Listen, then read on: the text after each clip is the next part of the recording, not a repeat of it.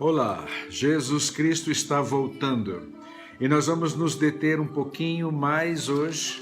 Ontem nós vimos o capítulo 5 de Apocalipse, extraordinário capítulo que mostra a função, ministério e ações de Jesus Cristo e o que ele fez para nos salvar. Hoje nós vamos ler o capítulo 6, pelo menos uma parte dele, na abertura dos selos. Lembrando que dos capítulos 6 a 16, nós temos os selos, as trombetas e as taças. Por exemplo, nós temos dos selos de 1 a 6, aí nós temos um interlúdio e nós temos então o 7º selo. Aí nós temos trombetas de 1 ao 6º, um interlúdio, o toque da 7ª. As taças, nós temos de 1 à 7ª, a 6ª, um interlúdio, aí a 7ª. Como eles devem ser vistos, pastor? De forma simultânea, porque a mensagem foi mostrada assim, de forma atenuada até o impacto maior, que é sempre com a vinda majestosa do nosso Senhor Jesus Cristo. O que é que conta na história dos selos, das trombetas e das taças? Os acontecimentos universais. Qual é a diferença, então, de todas as gerações, da história dos acontecimentos universais para este momento do retorno de Jesus Cristo? A sua quantificação, exponencialidade e intensidade. Que é isso, pastor? Por exemplo, desde que o mundo é mundo, desde que Caim matou Abel, houve o primeiro crime. Ultimamente, a quantificação, a exponencialidade e a intensidade está muito maior. O primeiro crime, um ser humano matou, correu e fugiu.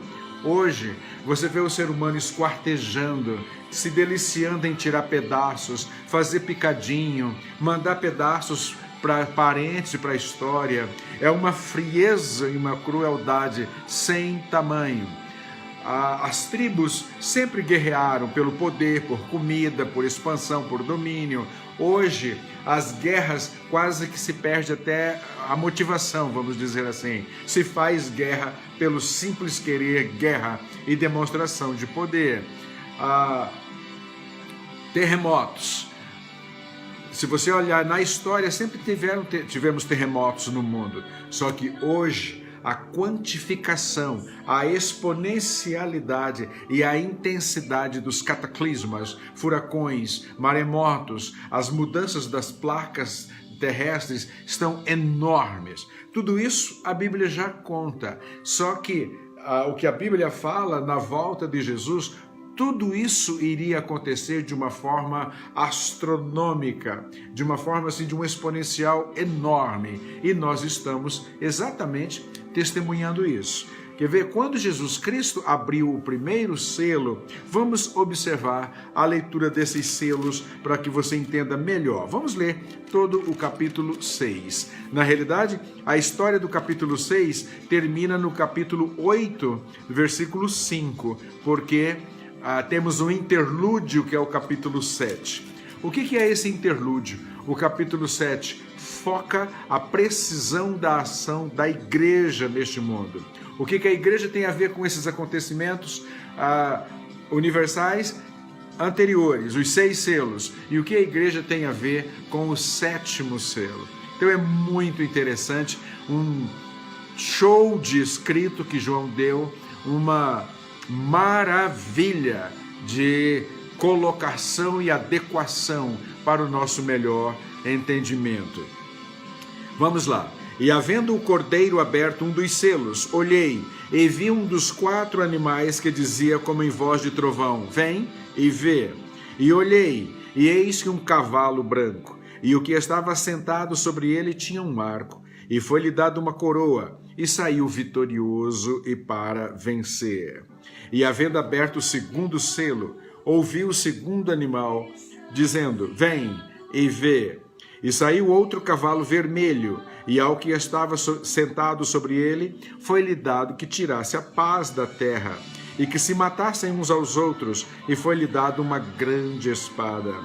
E havendo aberto o 3º selo, ouvi dizer o 3º animal: vem e vê. E olhei, e eis que um cavalo preto, e o que estava assentado sobre ele tinha uma balança na mão. E ouvi uma voz no meio dos 4 animais que dizia: uma medida de trigo por 1 dinheiro, e 3 medidas de cevada por 1 dinheiro, e não danifiques o azeite e o vinho.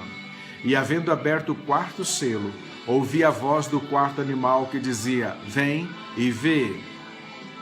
E olhei, e eis que um cavalo amarelo, e o que estava assentado sobre ele tinha por nome Morte, e o inferno o seguia. E foi-lhe dado poder para matar a 4ª parte da terra, com espada e com fome, com peste e com as feras da terra. E havendo aberto o 5º selo, vi debaixo do altar as almas dos que foram mortos por amor da palavra de Deus e por amor do testemunho que deram. E clamavam com grande voz, dizendo: até quando, ó verdadeiro e santo dominador, não vingas o nosso sangue dos que habitam sobre a terra? E foram dadas a cada um compridas vestes brancas, e foi-lhe dito que repousassem ainda um pouco de tempo, até que também se completasse o número dos seus conservos, seus irmãos, que haviam de ser mortos, como eles foram. E havendo aberto o 6º selo, olhei, e eis que houve um grande tremor de terra, e tornou-se negro como o sol, tornou-se negro como um saco de cilício, e a lua tornou-se como sangue. E as estrelas do céu caíram sobre a terra, como quando a figueira lança de si os seus figos verdes, abalada por um vento forte. E o céu retirou-se como um livro que se enrola, e todos os montes e ilhas foram removidos dos seus lugares. E os reis da terra, e os grandes e os ricos, e os tribunos e os poderosos, e todo servo e todo livre se esconderam nas cavernas e nas rochas da terra. E diziam aos montes e aos rochedos: caí sobre nós, e escondei-nos do rosto daquele que está assentado sobre o trono, e da ira do Cordeiro, porque é vindo o grande dia da sua ira. E quem poderá subsistir? Pulo o capítulo 7, que é o primeiro interlúdio. Vamos ao capítulo 8, encerrando este texto. E havendo aberto o 7º selo, fez-se silêncio no céu por quase meia hora. E viu os 7 anjos que estavam diante de Deus, e foram-lhe dadas 7 trombetas. E veio outro anjo, e pôs-se junto ao altar, tendo um incensário de ouro, e foi-lhe dado muito incenso, para o pôr com as orações de todos os santos, sobre o altar de ouro que está diante do trono. E a fumaça do incenso subiu com as orações dos santos, desde a mão do anjo até diante de Deus. E o anjo tomou o incensário, e o encheu de fogo do altar, e o lançou sobre a terra, e houve depois vozes, trovões, relâmpagos e terremotos. Que texto maravilhoso é a palavra do Senhor. Jesus abriu o selo, o livro dos acontecimentos universais, e começa a mostrar a história. Abre-se o primeiro selo, e eis que um cavalo branco. Há vários comentaristas, estudiosos da palavra, que têm as suas versões sobre este. Na minha finita sabedoria e na minha humildade, eu não posso ver uma outra pessoa montado sobre este cavalo que não seja o Senhor Jesus Cristo. E falo para você o porquê do argumento e da explicação que está no próprio texto. Ninguém na história deste mundo, nenhum imperador, nenhum rei, nenhum grande guerreiro venceu todas as batalhas. Ninguém, nem mesmo Napoleão. Aliás, antes de morrer, Napoleão disse: somente Jesus foi o único guerreiro que venceu sem o respaldo da espada. Então, este deixa bem claro, já no versículo 2 e 3, estava sentado sobre ele, o que estava sentado sobre este cavalo tinha um arco e uma coroa, e saiu vitorioso e para vencer. é um título que só Jesus Cristo merece. Vitorioso e para vencer. Sabe o que nos dá nesse texto? A alegria de que nós fomos chamados, como Jesus Cristo nos deixou a incumbência para sermos vitoriosos, e a nossa luta é para vencer. Me lembra a história de um irmão, e eu vou contá-la aqui, não estou com pressa de acabar esse estudo não.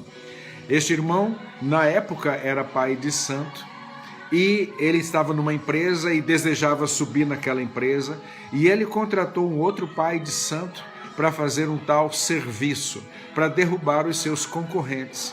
E ele procurou o tal pai de santo que aceitou o serviço a ser feito, para que então esses 4 colegas de trabalho saíssem do seu caminho.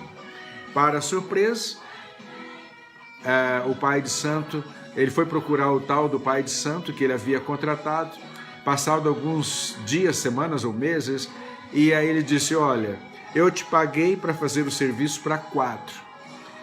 2 já caíram e nem mais estão na empresa, mas tem 2 que nem mexidos foram. O que é que aconteceu? Então o pai de santo contratado disse: olha, tem 2 dos 4 que você me passou que eles estão do lado mais forte e eu não tenho como mexer com eles. Como assim eles são do lado mais forte? Eles são cristãos compromissados com Jesus. E nós, do lado de cá, não temos poder de mexer com eles. Então, esse agora irmão em Cristo falou assim: não, eu não quero estar do lado mais fraco, do lado perdedor. Eu quero estar do lado que esses 2, que eu não tive como lutar com eles, eu quero estar do lado deles. E ele se converteu, preste bem atenção, pelo testemunho dos demônios. Os demônios não tiveram poder para lutar contra os 2 cristãos. E você? Qual lado você está? Do lado perdedor ou do lado vitorioso? Do lado do que sabe que está vencido ou do lado que sabe que já venceu? Preste atenção. A história é esta, está na palavra do Senhor. Não seja mais um derrotado ou derrotada, seja do lado vencedor. Eu gostaria de orar por você agora. Pai, em nome de Jesus, eu oro por esta pessoa que está me ouvindo, seja ele amigo, amiga, irmão ou irmã.